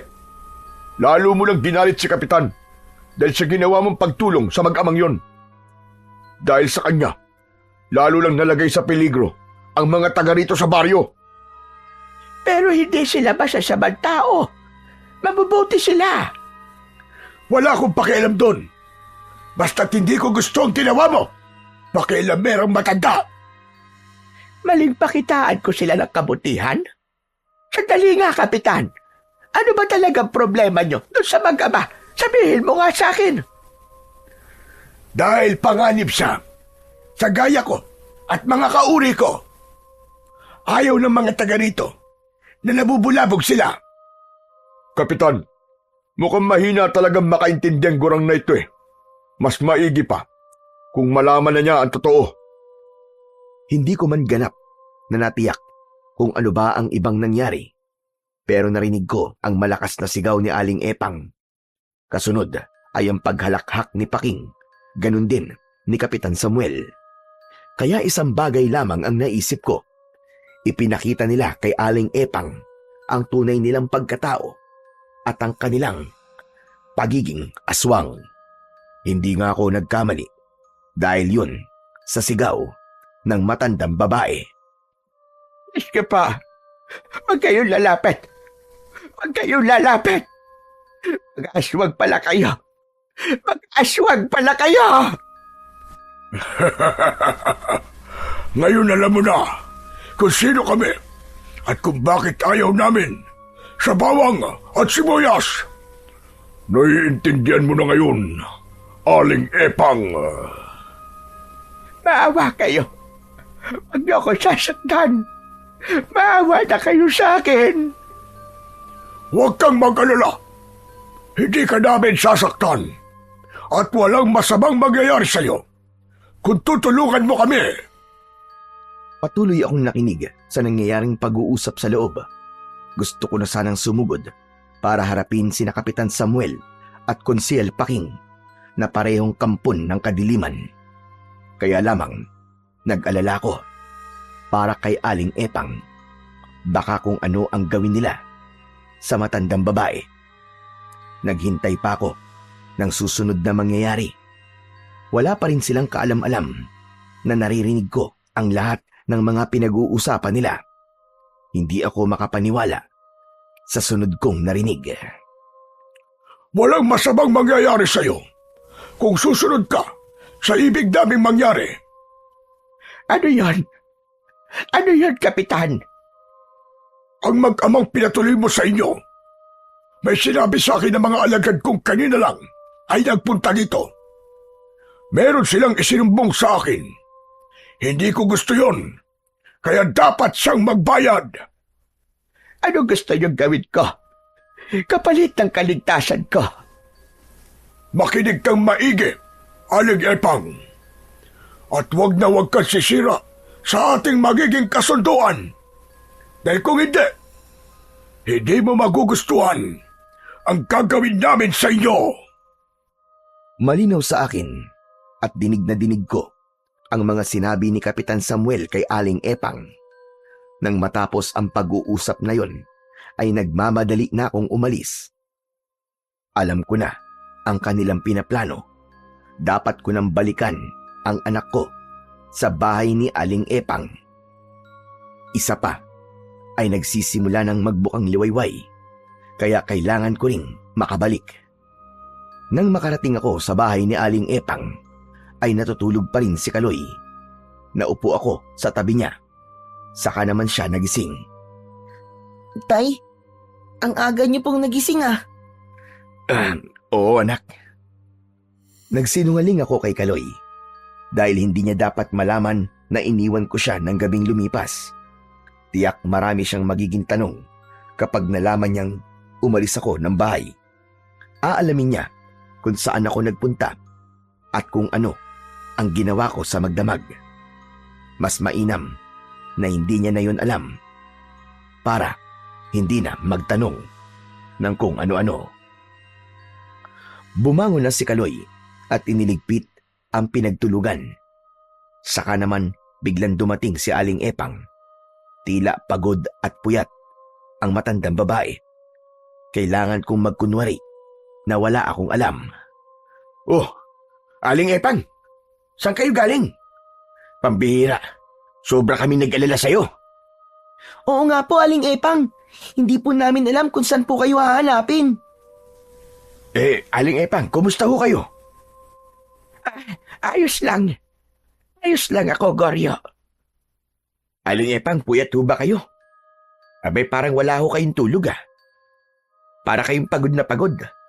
Nangihina kayo eh. Pagod lang ako. Gusto ko munang magpahinga. O sige ho, maghahanda po muna ako ng pagkain natin. Ikaw na ang bahala. Doon muna ako sa kwarto ko. O siya, maiwan ko na kayo riyan. Halata ang pagod at pagkabahala sa itsura ni Aling Epang. Tuloy-tuloy na itong pumasok sa loob ng kanyang kwarto. Tay, parang may sakit po si Aling Epang, no? Baka talagang pagod lang siya, kaya matamlay. Pero, saan po kaya siya galing, Tay? Ayaw niya pong sabihin sa atin. Hayaan na lang muna natin siya, anak. Kung ayaw pa niyang sabihin sa atin, karapatan naman niya yun eh. O siya, doon muna ako sa kusina at maghahanda lang ako ng pagkain. Mamaya, pagkatapos ko magluto, saka na lang natin tawagin si Aling Epang. Sige po, Tay. Nang makapagluto na ako, ay ipinatawag ko na kay Kaloy si Aling Epang. Pero hindi siya lumabas ng kanyang kwarto, kundi mas pinili na manatili na lang sa loob nun at magkulong. Marahil naguguluhan at nag-iisip sa dapat niyang gawin dahil nga sa pinag-uutos sa kanya ni Kapitan Samuel. Hindi nalingid sa akin kung ano man yon dahil malinaw na malinaw sa aking pandinig ang lahat ng kanilang pinag-usapan. Bagay na napaghandaan ko na bago pa dumating si Aling Epang. Sumapit na muli ang gabi. Hindi na muna kami umalis sa bahay ni Aling Epang dahil nag-aalala na rin ako sa kanya. Alam kong tinakot siya ni na Kapitan at nag-aalala ito sa kung anong maaaring gawin sa kanya. Naging tahimik ang gabing yon. Nagpapahinga na kami ni Kaloy nang maramdaman kong lumabas mula sa kanyang kwarto si Aling Epang. Nagkunwari akong natutulog, samantalang nahihimbing naman ang aking anak. May pinaplano ng gabing yon si Aling Epang. Alam kong isa yon sa ipinag-uutos sa kanya ni Kapitan Samuel na siyang pinakapinuno ng aswang sa baryo Pulang Lupa. Hinayaan ko lang si Aling Epang. Kung anuman ang kanyang gagawin ng gabing yon, ay napaghandaan ko na. Maya-maya pa, ay narinig kong binuksan ng matandang babae ang pinto ng bahay. Lumabas siya na may dala. Nang matiyak ko na nakalayo na si Aling Epang, ay saka ako bumangon. May kutob na ako sa kanyang gagawin. Kaya pinuntahan ko ang pinaglalagyan ko sa mga natirang sibuyas at bawang na nasa sako. Anak nang, wala na rito. Tama ba ang kutob ko? Kinuha ni Aling Epang ang mga bawang at sibuyas. Isa nga sa pinag-utos ni na Kapitan Samuel. Ayang alisin ang mga yun dito sa bahay niya. Dahil alam nilang maaaring gawin kong pangontra yun laban sa kanila. Pero okay lang yun.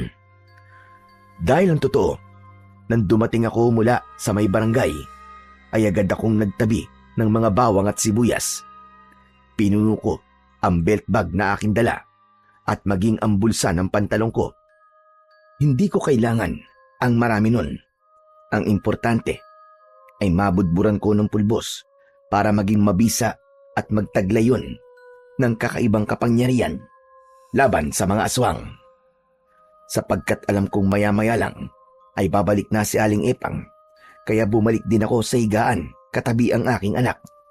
Hindi dapat makahalata ang matandang babae na alam ko na ang ginawa niya. Kinabukasan, nagkunwari akong walang alam. Si Kaloy ang nagtanong sa akin kung nasaan ang mga natitirang sibuyas at bawang na nasa sako. Tay, nawawala po yung paninda natin. Aba, baka naman nariyan lang yun, anak. Bakit naman mawawala yun? Wala po talaga, tay eh. Hinanap ko na nga po kanina pa pero wala po dun sa pinaglagyan natin. Sino naman kukuha nun? Lumapit ako kay Aling Epang upang itanong. Nagpatuloy ako sa pagkukunwari na wala akong nalalaman. Aba, hindi ko rin alam, Goryo.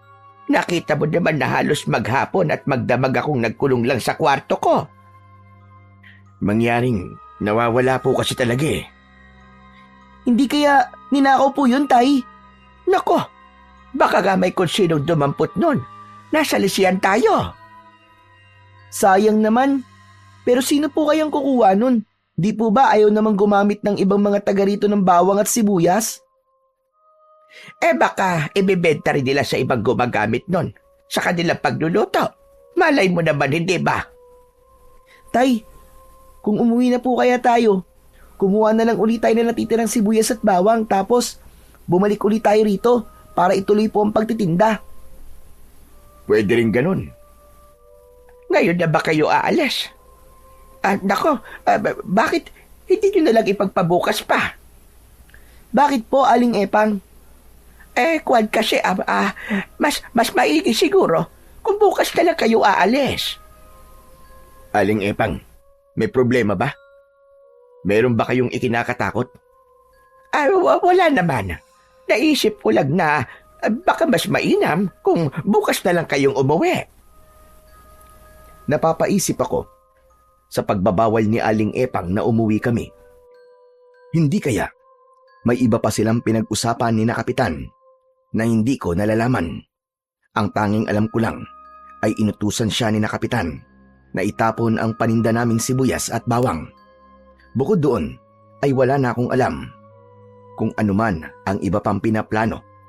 Pero nakahanda ako. Kaya nagdesisyon akong wag na muna uli kaming umuwi. Pero sinubukan kong tanungin si Aling Epang. Nagbabaka sakali akong mapapaamin ko siya at sabihin sa akin ang tunay na dahilan.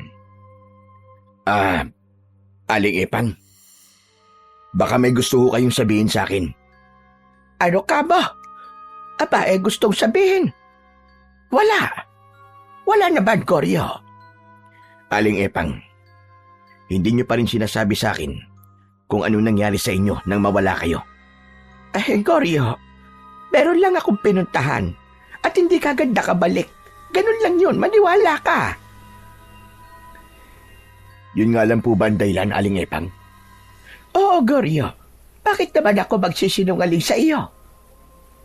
Aling Epang, kung di kayo magsasabi ng totoo, baka hindi ko kayo matulungan. Ano bang ibig mo sabihin, Goryo? Alam kong may nag-uutos sa inyo at tinatakot kayo. Kwan, hindi ko alam ang sinasabi mo. Walang tumatakot sa akin. Ang totoo po, kaya hindi pa kami umuwi dahil gusto kong protektahan kayo. Ayoko mapahamak kayo, Aling Epang. Dahil alam kong mabuti kayong tao. Pero kung matatakot kayong sabihin sa akin ang totoo, Pare-parehong malalagay sa panganib ang buhay natin. Mukhang may nalalaman ka nga, Goryo. May ipinag-utos sa inyo sina Kapitan Samuel at Paking. Tama ba ako? Ano ka mo? Ako na lang ang tanging makatutulong sa inyo, Aling Epang. Dahil alam ko na rin ang totoo nilang pagkatao. Mga aswang sila. Alam mo na. Hindi makapaniwala si Aling Epang sa aking sinabi. Maging ang narinig kong pag-uusap nila nung nakaraang gabi. Kaya wala siyang maililihim sa akin. Maging ang pagkuha niya sa mga natitirang bawang at sibuyas ay sinabi ko na rin sa kanya. Kaya Aling Epang, hindi mo na kailangan magkaila pa. Kayo ang kumuha ng mga natitirang sibuyas at bawang. Pasensya ka na, Goryo. Saan nyo dinala yun? Itinapon ko sa may ilog. Pinaanod ko para hindi na mapakinabangan dahil yun ang inutos sa akin ni Kapitan. Naiintindihan kita, Aling Epang. Natakot sila sa mga sibuyas at bawang dahil maaaring gamitin ko yung pangontra laban sa kanilang mga aswang. Maging yung para sa pagluluto ko ay kasama ko na rin itinapon. Wala nang natira.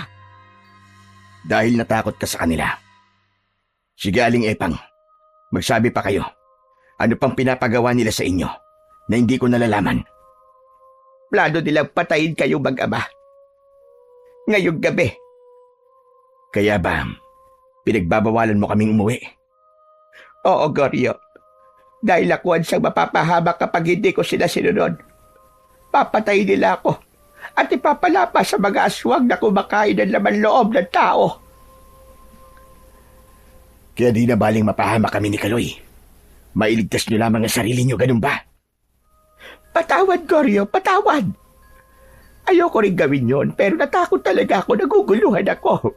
Hindi ko alam ang aking gagawin. Ayoko pang mamatay. Tapos sa kamay pa ng mga aswang. Kakaibang uri sila ng aswang. Hindi sila aswang bangkilan na pumatay sa asawa ko. Mga aswang pa rin sila na dapat mong pagigantihan. Huwag na kayo mag-alala, Aling Epang. Akong bahala sa inyo. Hindi ko kayo pababayaan. Paano, Goryo? Paano? Ano ang gagawin mo? Makakaya ko silang harapin. Makakaya mong harapin ang mga aswang. Alam mo ba sinasabi mo, Goryo? Gusto mo bang ipahamak ang buhay mo? Hindi. At alam kong makakaya ko sila gamit ang mga armas na taglay ko. Kaya ngayon naman, ay ako makikiusap sa'yo. Ako naman ngayon ang humihingi sa'yo ng pabor. Ng tulong. Anong tulong, Goryo? Sabihin mo. Kung paano natin malilipol ang mga aswang na naninirahan sa lugar na ito. Lalo ng kanilang pinuno na sina Kapitan Samuel at Paking. Gusto mong tulungan kita, ganun ba? Oo, yun ang dapat mong gawin, Aling Epang. Kalimutan mo na ang anumang sinabi nila sa'yo. Alisin nyo na rin ang takot sa kanila. Tayo ang nararapat na magtulungan para sa ating kaligtasan. Kaya kinausap ko si Aling Epang kung paano niya ako matutulungan para gawin ang naiisip ko na plano. Pinakinggan naman akong mabuti ng matandang babae. Alam kong nakuha ko rin ang kanyang tiwala. Dahil nga walang katiyakan ang anumang ipinangako sa kanya ng mga kampo ng dilim. Anumang oras ay maaaring magbago ang isip ng mga ito. Posibleng lalo niyang ikapahamak. Ang naging pag-uusap pala namin ni Aling Epang ay napakinggan ni Kaloy. Tay, bakit hindi niyo ako sinasama sa plano niyo ni Aling Epang? Anak, mas maigi kung hindi ka na makikialam. Delikado ang gagawin namin, anak, para sa isang batang kagaya mo. Hindi po ako papayag. Kailangan kasama po ako. Gusto ko rin po makatulong sa inyo, Tay. Pero anak, madadamay ka lang. Kaya ko na po. Gusto ko rin po lumaban sa mga aswang. Hindi ako natatakot sa kanila. Wala akong nagawa, kundi ang pumayag na lamang sa ibig ng aking anak. Kung hindi ko siya isasali sa aking plano, baka lalo lang may hindi magandang mangyari. Mas mainam na kasama ko siya para anumang oras ay naroon ako para protektahan siya. Kaya ang naging pag-uusap namin ni Aling Epang At ang binuo naming plano ay inumpisahan ng gawin ng matandang babae. Makikipagkita siya kina Kapitan Samuel at Paking ayon sa aming pinagkasunduan. Kaya yun ang ginawa niya. Alam kong may maganda kang balita sa amin, Epang. Opo, Kapitan Samuel. O ano? Wala na ba mga produktong ipinatapon ko sa'yo? Alam mong ayaw na ayaw namin makaamoy nun. Wala na. Nagawa ko na ang utos nyo, Kapitan. Ibig sabihin, malaya na kaming makakasugod sa bahay mo para patayin ang mag-ama. Oo, Kapitan. Katunayan nga pinigilan ko silang umalis dahil nagpaplano silang kumuha uli ng mga paninda nila. Magaling. Tama ang ginawa mo na pigilan sila. Kaya mamaya pagsapit ng hating gabi, iwan mo sila sa bahay mo. Kami na ang bahala sa mag-ama na yun. Ngayon ay makikita nila ang kanilang hinahanap na kamatayan. Matapos ang naging pakikipag-usap ni Aling Epang kina Kapitan, ay bumalik siya ng bahay at sinabi niya sa akin ang ibig mangyari ng mga ito. Tama ang hinala ko na pinagpaplanuhan nga nila akong patayin sapagkat alam nilang ginagamit kong panlaban sa kanila ang bawang at sibuyas. Kaya ito ang una nilang ginawan ng paraan para mawala at hindi maging hadlang sa kanilang plano. Pero nagkakamali sila dahil nakapagtabi na ako ng sapat na bilang ng sibuyas at bawang para gamitin kong panlaban sa kanila. Salamat at ipinaalam mo sa akin ang ibig nilang mangyari, Aling Epang. Oo, Goryo. Dahil higit ako nagtitiwala sa iyo. Alam kong ikaw ang tangi kong kakampi. Dahil tayo magkauri, sila'y masasama. Mga kampon sila ng demonyo. Kaya wala silang ibang hangad kundi ang mawala tayo sa landas nila para lalo nilang magawa ang kanilang masamang balak. Anong gagawin ko, Goryo? Tsak mamaya pagsapit ng hating gabi ay darating sila rito para patayin kayo mag-ama. Basta, aalis ka, Aling Epang, pagsapit ng oras na yon. Isasama mo si Kaloy. Ngunit paano ka, Goryo? Napag-isipan ko na ang gagawin ko, Aling Epang. Ako na ho ang bahala sa sarili ko. Ikaw ang bahala. Magtiwala ka sa akin, Aling Epang. Kaya ko silang harapin at titiyakin kong mauubos ang mga aswang sa lugar na ito. Kaya bago pa sumapit ang hating gabi, ay naghanda na kami. Binigyan ko ng sibuyas at bawang na nabudburan ng pulbos sina Aling Epang at Kaloy. Ipinaliwanag ko rin sa kanila kung paano nila yon magagamit para sa mga aswang na maaaring umatake sa kanila. Ito pong gagamitin namin laban sa mga aswang na susugod sa amin, Tay. Oo, Kaloy. Kayo ni Aling Epang ang magkasama. Kaya mag-iingat kayo. Oo, Goryo. Iingatan ko ang anak mo. Ang bawang at sibuyas na ibinigay ko sa inyo ang makakatulong sa inyo. Kaya ingatan niyong hindi mahulog ang mga yan. Nang sumapit na ang takdang oras na inaasahang pagdating ni na Kapitan Samuel, ay pinaalis ko na sina Aling Epang at Kaloy para yon sa kanilang kaligtasan. Kung may mga aswang man na atake sa kanila, ay alam kong maipagtatanggol nila ang kanilang mga sarili sa tulong ng ibinigay kong bawang at sibuyas. Kaya nang sumapit ang hating gabi, ay ramdam na ramdam ko ang kakaibang ingay mula sa labas ng bahay ni Aling Epang. Sumilip ako sa bintana at nakita ko na napapaligiran ang bahay ng iba't ibang uri ng aswang. Naroon na rin sina Kapitan Samuel at Paking. Nagbigay ng utos si Kapitan Samuel sa mga kampon niyang aswang. Sige na! Pasukin niyo na ang mag-amang tindero! Kayo na ang bahala sa kanila! Kung gusto niyo gawin sila pagkain, kayo na ang bahala! Basta tiyakin niyo lamang, napapatayin niyo sila! Nag-uunahan pang pumasok ng bahay ang mga aswang na inutusan ni Kapitan Samuel, pero nagkakamali sila ng kanilang plano. Kaya hinanda ko muna ang akin sandatang patalim na pilak. Ito ang una kong gagamitin kapag may aswang na pumasok sa loob ng bahay. Kaya nang makapasok ang ilang aswang, pagkatapos nilang sirain ang pinto ng bahay, ay agad kong ibinaon sa kanilang katawan ang aking hawak na patalim. Dahil gawa yun sa pilak, matindi ang naging epekto nito sa aswang na masusugatan sapagkat agad itong titimbuang at mamamatay. Hindi na nakalabas ang mga aswang na pumasok sa loob ng bahay ni Aling Epang. Kaya alam kong nagtaka si Kapitan Samuel. Dinig na dinig ko ang mga sigaw nila. Ano nangyari? Ba't hindi na kayo lumabas dyan? Kapitan, mukhang naisahan tayo ah. Imposible yun, Paking. Malinaw ang naging biling natin kay Aling Epang. Pero nasaan na ang matandang babaeng yun? Kapitan, naisahan nga tayo. Nilinlan tayo na matandang babaeng yun. Hayop siya. Magbabayad siya! Hindi ko na napigilan pa ang sarili ko. Nanggigigil na akong harapin ng mga kampon ng kadiliman. Kaya lumabas na ako ng bahay. Nag-aabang ang mga aswang sa labas. Ganap ko nang inihandaan sarili ko para harapin ang mga nakakatakot na nilalang. Akala nyo yata'y may isahan nyo ko. Kayo ang naisahan ko dahil napagandaan ko kayo. Ang lakas din ng loob mo. Minamaliit mo ba ang kakayahan namin? Huwag kang hambog. Sa dami ng mga aswang na makakaharap mo ngayon, magkakapira-piraso ang katawan mo. Yun ay kung kaya nyo. Sumenya si Kapitan Samuel. Inutusan niya ang mga alagad niyang naroon. Kaya bago pa makalapit sa akin ang mga inutusan niyang iba't ibang uri ng aswang, ay inihagis ko na ang bawang sa kanila. Gaya ng una, ang naging epekto ng bawang na binudburan ko ng pulbos ay agad na naglabas ng kakaibang amoy na hindi nagustuhan ng mga aswang. Ang baho ng amoy!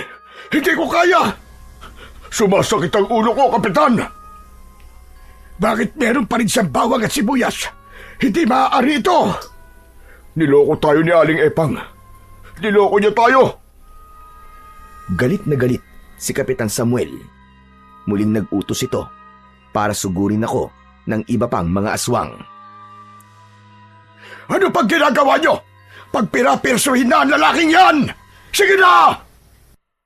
Mula sa bulsa ng pantalon na suot ko, ay kinuha ko naman ng ilang piraso ng sibuyas at ibinato yun sa papasugod ng mga aswang. Sa bawat paghagis ko nun at bumagsak sa lupan sibuyas, ay lumilikha yun ng pagsabog, kaya tumitimbuang talaga ang mga aswang at hindi na sila makalapit sa akin. Kitang-kita ko sa muka ni Kapitan Samuel ang gulat dahil hindi nila inaasahan ang ganung uri ng pagsabog mula sa sibuyas. Kaya lamang, wala kong kamalay-malay na may mga uri pala ng aswang na may kakaibang kakayahan. Nagagawa nilang magbago ng anyo para maging maliit na hayop at nagawa nilang makagapang patungo sa aking likuran. At nang naroon na sila, pinigilan nila ako para hindi na ako makapagtapon pa ng bawang at sibuyas. Nawala na ang bisa ng inihagis kong bawang. Naglaho na ang kakaiba nitong amoy, kaya kailangan maghagis ng panibago. Pero paano ko gagawin yon kung hawak na ng aswang ang aking mga kamay? Ungas! Akala mo yata'y may isaan mo kami. Mas matalino ang mga alagad ko kaysa sa'yo, Goryo. Paano ka ngayon? Kung ako sa'yo, magdasal ka na. Dahil ngayon na ang kamatayan mo. Asa na ngayon ang yabang mo? Hanggang diyan ka lang pala. Habang hawak ako ng mga aswang, ay natanaw ko sa di kalayuan sina Aling Epang at Kaloy. Lumabas na sila sa kanilang pinagtataguan. Kitang-kita ko ang ginawa nilang pagsunod upang ako'y tulungan. Hinagisan nila ang mga aswang ng hawak nilang bawang at sibuyas dahil galing sa likod ang dalawa. Kaya hindi nakaiwas ang mga aswang at tumama ang mga yon sa katawan nila. Sumabog ang sibuyas. Ang mga hindi naman tinamaan ay sumakit ang ulo dahil hindi kinaya ang inilabas na amoy ng mga bawang at sibuyas. Maging ang aswang na may hawak ng mga braso ko ay nataranta at binitiwan ako. Hindi nila kaya ang matinding amoy. Kaya nang mabitiwan ako, ay sinamantala ko ang pagkakataon para isa-isang ihagis na rin sa kanila ang mga sumasabog na sibuyas. Nagkanya-kanya ng takbo ang mga aswang. Subalit dahil sa matinding amoy, ay nakakaramdam sila ng matinding hilo, kaya hirap silang makalayo. Bagkus ay nagsibagsakan na sa lupa. Nagtulong-tulong kami ni Aling Epang at Kaloy upang tiyaking mauubos ang mga kampon ng kadiliman. Kaya gamit ang kapangyarihan ng bawang at sibuyas, ay tiniyak naming walang makakaligtas, isa man sa kanila. Maging sina Kapitan at Paking ay tumimbuwang at habol ang kanilang hininga. Kaya nilapitan ko sila at itinarak sa kanilang katawan ang patalim na pilak upang matiyak ang kanilang kamatayan. Kumisay-kisay pa sila nang ibaon ko sa katawan nila ang patalim. Nagpupumilit pa silang manlaban, pero wala na silang nagawa dahil nagpatuloy na sila sa panghihina hanggang sa tuluyan na silang malagutan ng hininga. Pinagsama-sama namin ang mga bangkay ng aswang na nagkalat sa paligid at hinagisan yun ng sibuyas hanggang sa masunog ang mga ito. Yan ang nababagay sa mga masasamang nilalang na katulad ninyo, ang mamatay sa init ng apoy. Ama lang po na masunog po sila, Tay. Mga kampon sila na sa talas. Diyan sila nababagay. Muntik na nila akong malinlang. Ngayon ko naintindihan kung bakit kayo napadpad sa baryong ito, Goryo. Dahil ikaw ang magiging tagapagligtas at lilinis sa lugar na ito mula sa lumalaganap na kasamaang hatid ng mga kampon ng kadiliman. Yun talagang tungkulin ko, Aling Epang.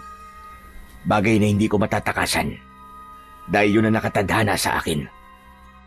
Tay, matagal niyo pong itinago sa akin ang tungkol dito. Dahil ayoko madamay ka, anak. Pero ngayon, alam kong magiging katuwang na kita para ipagpatuloy ang aking misyon. At handang-handa po akong tulungan kayo, Tay. Papatayin natin ang lahat ng mga aswang na naghahatid ng takot sa lahat ng mga tao. Maraming salamat sa tulong niyong mag-ama. Malamang, bahagi na rin ng mga aswang na yon ang pumatay sa asawa ko. Ngayon, tiyak na mas marami na kayong magiging suki. Tapos na ang dilim dito sa baryo. Ang mga natitirang naninirahan dito ay matagal lang naghihintay na makagamit uli ng bawang at sibuyas sa kanilang pagluluto.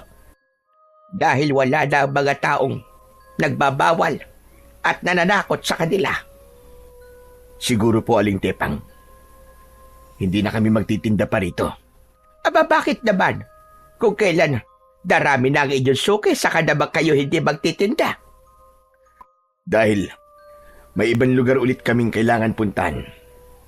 Pero mabibigyan din namin kayo ng bagong pagkakakitaan. Kami ay magdadala sa inyo ng mga sibuyas at bawang na ititinda. Aba, sige, magandang ideya yan, Goryo. Ako na lang ang magtitinda rito sa baryo Pulang Lupa ng mga sibuyas at bawang. Aba, binigyan niyo pa ako ng pagkakakitaan. At doon nagtatapos ang dilim at kasamaan sa baryo Pulang Lupa. Kaya babalik na ang kapayapaan at magiging malaya na ang mga naninirahan para minsan pa'y mapasarap ang kanilang mga lutuin dahil wala nang nagbabawal para gamitin ang mahahalagang sangkap sa kanilang mga lulutuin, ang bawang at sibuyas. Ang kadiliman at kasamaan ay hindi tumitigil upang tayo ay ninlangin. Lagi silang may paraan upang tayo'y ibulid sa kapahamakan. Subalit, huwag tayong papayag na tayo ay mapagtagumpayan. Tiwala sa may kapalang kailangan at tayo'y kanyang tutulungan.